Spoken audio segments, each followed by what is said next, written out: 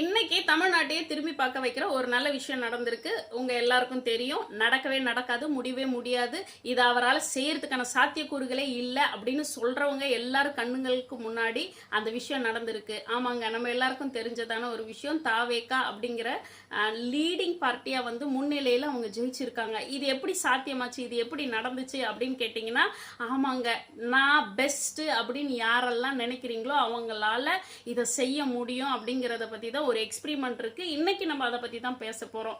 1950ஆம் வருஷம் the rate experiment, ஹோப்பை பத்தியதான ஒரு experiment வந்து ஒரு டாக்டர், ஒரு சைக்காலஜிஸ்ட் பண்றாருங்க. அவர் என்ன பண்றாருன்னா, ஒரு பக்கெட் தண்ணியில ஒரு எலியை எடுத்து போடுறாரு. அந்த எலி என்ன பண்ணிட்டு இருக்குன்னா, அந்த பக்கெட்ல எப்படியாவது நீந்தி வெளியே வந்துடலாம்னு சொல்லி ட்ரை பண்ணுதுங்க. அப்படி ட்ரை பண்ற பட்சத்துல 15 நிமிடங்கள் ட்ரை பண்ணி வெளியே வர முடியாத பட்சத்தில் அந்த 15வது நிமிஷம் முழுகும் போது அந்த சயின்டிஸ்ட் அந்த எலியோடைய கையை பிடிச்சி தூக்கி விட்டுட்டாருங்க. ஸோ 24 மணி நேரம் கழிஞ்சு ரெண்டாவது எக்ஸ்பிரிமெண்ட் அதே எலியை வச்சு அதே பக்கெட்டு தண்ணியில் அந்த எலியை போடுறாருங்க. இப்போ 15வது நிமிஷம் முதல் தடவை முழுகி சாகணும்னு இருந்த அந்த எலி இப்போ 60 மணி நேரம் ஆகியும் அந்த தண்ணிக்குள்ளார ஓடிக்கிட்டே இருக்குங்க, அதுவும் செத்து போகாமல்.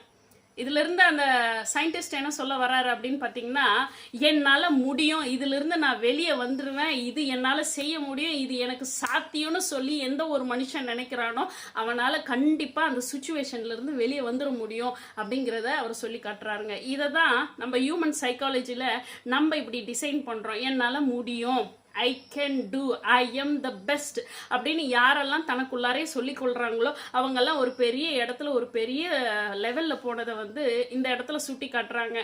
நம்ம பாலிவுட்ல பார்த்தீங்கன்னா ஷாருக்கான்ற ஒரு ஹீரோ அடிக்கடி I am the best, I am the best அப்படின்னு சொல்லிக்கிறத வந்து சுட்டி காட்டுறாங்க.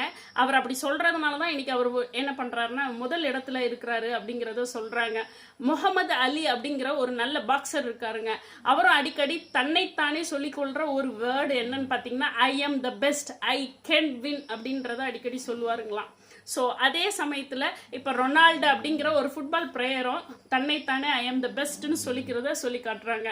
ஸோ இன்னையிலிருந்து உங்களுடைய டெஸ்டினேஷன் எதையாவது ஒன்று நோக்கி இருக்குதுன்னா அதை நீங்கள் அச்சீவ் பண்ணணும்னா நீங்களும் அடிக்கடி சொல்லிக்க வேண்டிய ஒரு விஷயம் இருக்குது. அது என்ன தெரியுங்களா?